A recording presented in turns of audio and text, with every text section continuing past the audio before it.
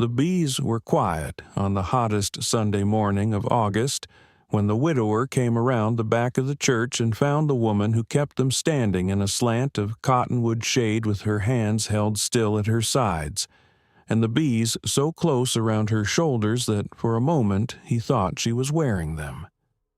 He had come around the back for the well. The pump at the front had been running brown since Tuesday, and the deacons had asked anyone who wanted a clean cup before service to walk around to the kitchen pump. He had not known anyone would be back there.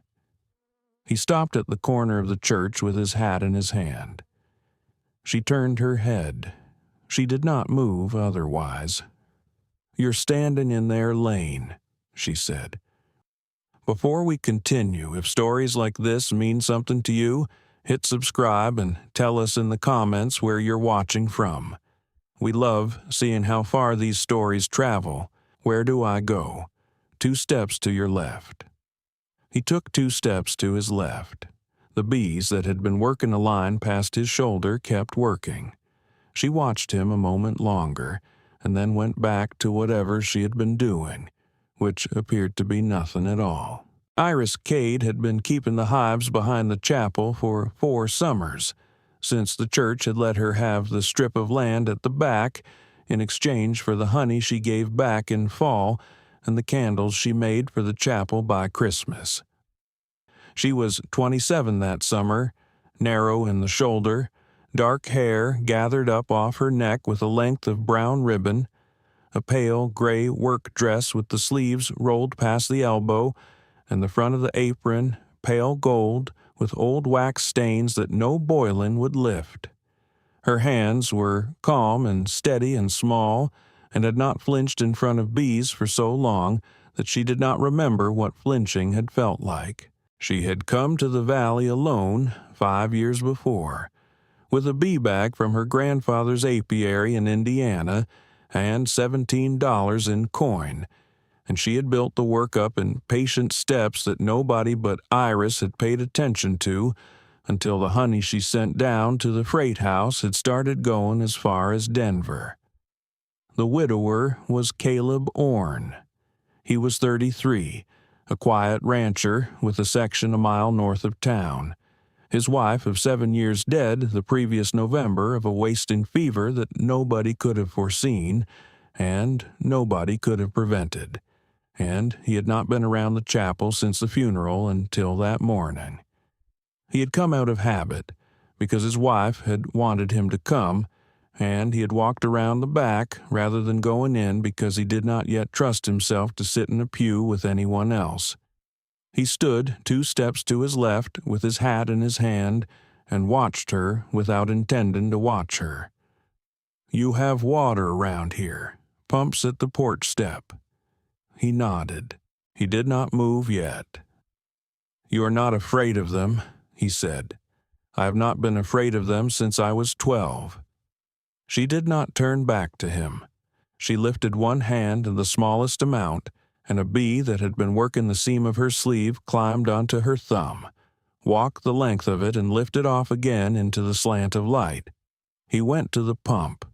He drank a cup of cool water from the tin dipper on the rail.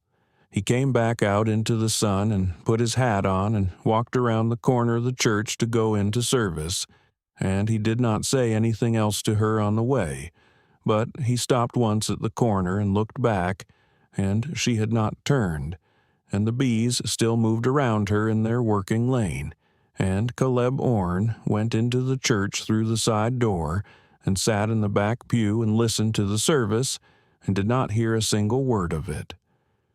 The next Sunday, he was at the kitchen pump again 10 minutes early. She was at the hives in the same slant of cottonwood shade. "You are not at service. The hives need looking. I look at them before service. Then I go in." He nodded. He had brought a small earthenware jar with a wax paper lid. He set it on the kitchen step. "What's that?" "For the honey. I would like to buy a pint." She looked at the jar. She looked at him. "You can have a pint," she said. "You will not pay me for it. You watch the lane today, and you stepped where I told you. That is worth a pint." He did not argue with her about it. She had told him in plain terms what the terms were, and he had been raised by a mother who had taught him not to argue when a woman set a price he could afford. He nodded once. "I am obliged. You are not." She went to the small, stone-floored honey room at the back of the kitchen and came out with the pint jar full, the late honey of the year just turning the dark gold it would be by harvest. She set it on the step beside his empty jar. She did not hand it to him. "Pour your own. Mine is for the hives." He filled his jar. He set hers back on the step.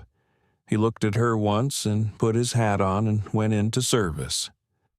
He came on Thursdays after that. He did not come for honey. He came for the hives. He had asked her on the third Sunday whether she might use a hand with the late summer feeding, and she had looked at him a long moment and had said, "You can carry the sugar water from the kitchen to the hives without spilling, and you can stand where I tell you, and you can leave when I tell you," and he had said, "Yes, ma'am," and she had said, "Do not call me ma'am. My name is Iris," and that was how that part of it began. By the second Thursday, he had learned to walk the lane behind her without thinking about it. By the third, he had learned to read the sound of the hives the way a man reads the sound of cattle, and to know when a hive was easy and when a hive was not. By the fourth, he had brought her a small whittled length of cedar with a thumb groove cut into it, the size for prying a stuck super off a hive, and he had laid it on the kitchen step without saying anything about why he had cut it, and she had picked it up and felt the balance of it and set it back on the step beside her own tools and gone on with what she had been doing. But the cedar pry stayed on the step from that day on, and by the second week it had moved without anyone saying anything from the step to the shelf inside the honey room beside her own tools. The town had things to say about it. The town in that country always did. A woman of 27 with no living people of her own, and a man of 33 with a dead wife of 9 months in the ground, meeting twice a week at the back of the church, was a thing the town was going to say something about. And the town said it in the small store at the crossroads through the careful mouth of Mrs. Lavinia Bellamy, the widow of the previous minister, who at 61 had taken upon herself the work of saying out loud the things the town would not say to a face.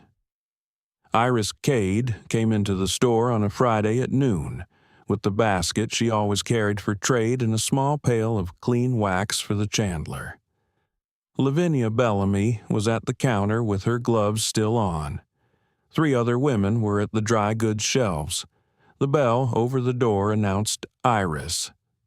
"Miss Cade," Lavinia said, in the voice she had used in her husband's parlor for 30 years. "Mrs. Bellamy." A word. Lavinia did not move toward her. She did not lower her voice. She had made the decision before Iris had come in that the talking would be done where the talking would be heard. "I have been hearing, Miss Cade, that Caleb Orne has been at the hives behind the chapel." "He has. For 3 weeks. For 4. For 4. Lavinia smiled the smile she used at funerals. "He is 9 months a widower. Edna Orne was a friend of mine. She made me a quilt the year she was married. She is in the ground at the south end of the chapel grounds, which is a short walk from your hives. I know where she is. I am sure you do." The smile did not change. "You have your work and your custom, and you're well respected for them. I would not see them undone by talk. Talk is a thing a young woman should think of before talk becomes a thing she has to answer for." Iris set the basket on the counter. She set the wax pail beside it. She did not raise her voice. "Mrs. Bellamy, Mr. Orne carries water from the kitchen to the hives on Thursdays. He does not enter the kitchen. He does not enter the chapel except on Sunday, and then he sits in the back pew where he sat with his wife. He does not touch me. He does not touch my hand. He does not call me by my given name except when I have told him he may, which is when we are at the hives and one of us must be heard quick. The talk you have been hearing is your own. You may set it down when you choose. She lifted the basket. She lifted the pail. Good day, Mrs. Bellamy. Lavinia did not answer. The three women at the dry goods shelves did not turn around. The bell over the door rang again as Iris went out. The store was very quiet for one full breath after she was gone. That was a Friday. On the Sunday after, Caleb Orne walked into the chapel through the front door for the first time in 9 months and sat in the back pew where he had sat with Edna, and Iris Cade was at the hives behind the church when he came around the back to drink at the pump, and he did not say anything about Lavinia or the store, and she did not say anything either, and the bees moved past his shoulder in their working lane and he stepped 2 steps to his left without being told. It was on the Thursday after that he brought the honey to his tongue. She had pulled a frame from the second hive for him to see, because the second hive had been working the late buckwheat at the edge of the church garden, and she had wanted him to taste the difference between it and the cottonwood honey from the first hive. She held the frame up in the cottonwood shade. The comb was sealed in pale wax along the top third and dark, sticky gold at the lower third where she had broken a cap with the cedar pry. "Hold out your finger," she said. He held it out. She turned the frame and brought it to his finger, and a small bead of dark gold honey came onto his fingertip and held there, slow. "Taste it." He brought his fingertip to his mouth. The honey was very dark and very deep, and tasted of warm, late buckwheat and of dry, hot grass, and of something he could not name. And Caleb Orne, who had not let himself feel any pleasure that he could name in 9 months, closed his eyes once at the taste of it and let them close, because there was no one to see him there in the cottonwood shade except Iris, and he had at some point stopped counting her as someone he had to keep his face for. When he opened his eyes, she was watching him. "It is buckwheat," she said. "It is." He did not say more than that. He did not trust his voice yet. She watched him a long moment longer, and then she turned and put the frame back into the hive and closed the box and stepped 2 steps to her left out of the lane, and she did not turn back to him for some time after that. That was the moment, although neither of them named it for what it was, and the narrator will not name it for them either, because they did the work of naming it slowly over the rest of the warm weeks of that year, and that was the right way for them to do it. The slow geographical shift was in the hat. He had been hanging it on the wooden peg by the kitchen door of the chapel kitchen since the 3rd Thursday, because the chapel kitchen had a row of pegs, and his hat went on one and the others were empty. By the 5th Thursday, the hat had moved 1 peg closer to her shawl. By the 7th Thursday, it was on the peg next to hers. By the 9th week, his hat hung on the peg next to her shawl, and she had stopped noticing it as a thing she had noticed. The confrontation came in October at the Harvest Festival in the chapel yard, where the church arranged trestle tables under the cottonwoods at the back, and the apiary's honey was the centerpiece of the spread that year, because the late buckwheat had run heavier than anyone had thought it would. Iris was at the long table pouring small jars for the men who had bought ahead. Caleb was at the kitchen pump filling a tin pitcher for the table. Lavinia Bellamy came up the gravel path from the front of the chapel in a black traveling dress and gloves with the paper in her hand, and a man with her, a balding man of about 40, in a brown sack coat who Iris did not at first recognize. "Miss Cade," Lavinia said. Iris set down the small jar she had been filling. This is Mr. Felix Marrow. He is from Denver. He represents a partnership that has been buying honey through the freight house. He has come up to discuss terms." "I have a contract with the freight house," Iris said. "Mr. Sutter handles it." Mr. Sutter sold the receivables to Mr. Marrow's partnership in September. Felix Marrow stepped forward with the paper. He said, "Miss Cade, you have been operating without a written contract with the partnership. We would like to put that on a written footing. The terms are below market by perhaps a few cents a pound, but they include exclusive purchase rights for the partnership at the price stated for a period of 5 years. We have purchased the receivables in good faith. We expect the same in return." He held out the paper. Iris did not take it. She looked at Lavinia. She looked at Felix Marrow. "I do not sell exclusive," she said. "Miss Cade, you do now. The receivables are ours. The receivables are debt I owe Mr. Sutter for advances on the spring. Not honey I owe Mr. Sutter. Not honey I owe you. I will pay Mr. Sutter what I owe him. I will not sign the paper." Felix Marrow smiled. He had a slow smile that took its time arriving, and that was the worst thing about him, because it was the smile of a man who had done this many times in many small towns. "Miss Cade," he said, "if you do not sign the paper, the partnership will withhold the freight house from your shipping. You will have to find another freight line. The next one is 40 miles south. The cost will put you out of business inside the year. You know this. Mrs. Bellamy knows this. We are not here to argue with you. We are here to ask you to sign, because it is the only thing that makes sense." The cottonwood yard had gone quiet around them. The men at the trestle tables had set their cups down. The other women had moved closer. Caleb Orne had set the tin pitcher on the corner of the trestle table. He was standing 2 steps to Iris's left, which was where she had told him to stand at the hives, and which was where he had been standing for 10 weeks of Thursdays. He did not look at Lavinia. He did not look at Felix Marrow. He looked at Iris. "Miss Cade," he said, "what is the freight bill on a full year of your shipments out of the freight house?" $140, she said. "Mr. Marrow," Caleb said, and he turned to him for the first time. "I will buy the freight house contract from your partnership for the year. I will pay it forward in cash this week. Iris Cade will ship her honey to whoever buys it from her at whatever price she sets, and the freight will be paid by me out of that contract.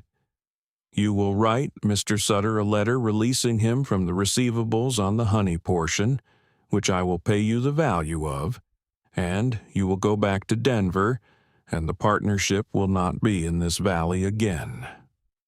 Felix Marrow's slow smile shifted but did not go. "You will pay $140 to spite the partnership.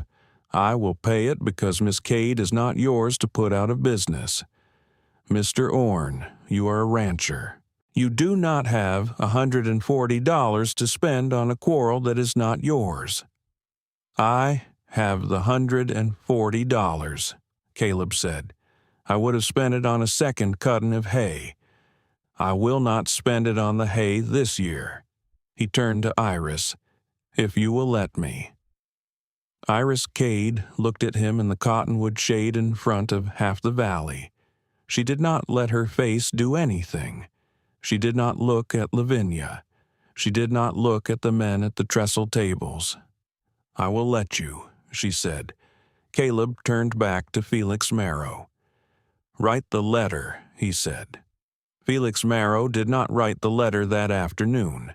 He took the paper back and folded it once and put it in his coat and looked at Lavinia and looked at Caleb and said, "You will hear from us by the end of next week." And Lavinia walked him back down the gravel path to the front of the chapel in the small carriage that had brought him, and the harvest festival went on around the trestle tables in a quiet that took some time to unstiffen. The letter came on the following Wednesday. Felix Marrow's partnership released Mr. Sutter from the receivables on the honey portion. Caleb Orne paid the $140 on Friday in cash at the freight house. The freight line opened to Iris Cade the next Monday. The second cutting of hay was not taken at the Orne place that fall, and the cattle ate the first cutting all the way to spring, and they came through it thin, but they came through it. Iris went to Caleb's gate on a Sunday afternoon in the second week of November. She had not been to his section before. She came in her good gray dress with her shawl over her arm and a pint jar of late buckwheat honey in her hand. He was on the porch step shelling pecans into a tin bowl. He stood up when he saw her at the gate. "I have brought your jar back," she said. "I gave it to you to keep. I'm keeping a different one. This one I am bringing back." She walked up the path. She handed him the jar. He set the jar on the porch step beside the bowl of pecans. "Caleb," she said. He looked at her. "I have been thinking on what you did at the festival. It did not need thinking. It did. It is what I'm bringing back to you. I've been a woman with my own work for 5 years in this valley, and I have not had any man stand 2 steps to my left in front of half the town and pay $140 to keep my freight open. I have not asked any man to. I did not ask you to. You did it on your own. I have been thinking on what to say back to you." She did not let her hands fidget. She did not let her face do anything.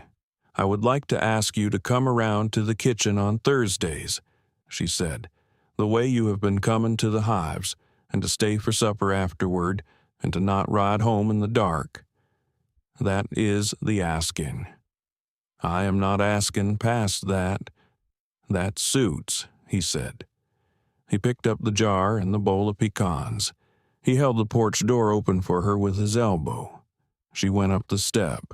The hat on the peg by the door was the same hat that had moved 9 pegs closer to her shawl through the warm Thursdays of August and September, and there was a place beside it on the peg row that had been empty since November of the previous year. And she did not say anything about the empty peg, and she did not hang her shawl there yet, and he did not ask her to. She hung the shawl on the peg next to his hat without saying anything about it, and they went inside, and he put the pecans on the table and the honey on the shelf beside her tools, which by then had moved from the chapel kitchen to his own shelf 1 piece at a time over the autumn weeks without comment from either of them. They were married at the small chapel at the crossroads on a clear, cool morning in late November, with the cottonwoods all the way gold along the lane and most of the leaves down already, and Lavinia Bellamy sat in the third pew with her gloves folded on her lap and her chin lifted, and bowed her head once at the end, and Caleb Orne walked Iris Cade back down the chapel path and around to the back through the cottonwood shade past the hives, which were quiet and clustered for the cool of the late afternoon, and Iris stopped at the second hive and laid her palm flat against the warm wood of the box for one long moment, and lifted it again, and Caleb watched her do it and did not ask her about it, because some things are too large for naming, and naming them only makes them smaller. On a warm afternoon in the 2nd August after they were married, with the cottonwoods at the lane just starting to gold at the tips, Iris was at the hives behind the chapel, pulling a late buckwheat frame for inspection, and Caleb was at the kitchen pump filling a tin pitcher, and a small girl of about 6 in a blue dress came around the corner of the chapel with a jar in her hand and said, "Pa, Ma says to bring her water," and Caleb said, "All right then," and filled the second pitcher for her, and the girl took it carefully in both hands and walked the gravel path back around the corner with her tongue caught in her teeth in concentration, and Caleb and Iris looked at one another once across the chapel yard and did not say anything, and Iris went back to the frame, and Caleb went back to the pump, and the bees moved past her shoulder in their working lane, and Caleb stepped 2 steps to his left without being told. This was the story of Iris and Caleb, the woman who kept bees behind the church and the widower who tasted her honey. Tell me in the comments if you enjoyed this one. We are always glad you came to listen.